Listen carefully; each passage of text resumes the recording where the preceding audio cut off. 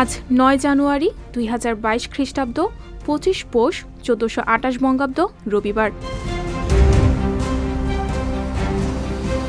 ১৮১১ সালের ৯ জানুয়ারি স্কটল্যান্ডে প্রথম মহিলা গলফ টুর্নামেন্ট শুরু হয়।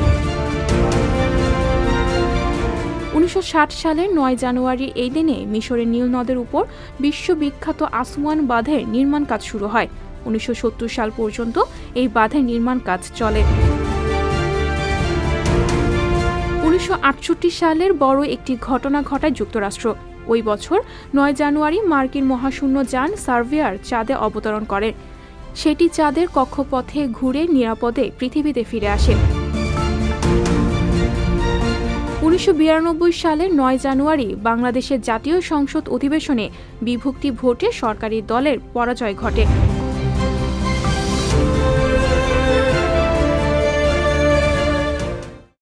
সংবাদ, ফিচার ও অনুষ্ঠানের জন্য ভিজিট করুন সংবাদ প্রকাশের ওয়েবসাইট এবং যুক্ত থাকুন ফেসবুক পেজ ও ইউটিউব চ্যানেলের সঙ্গে।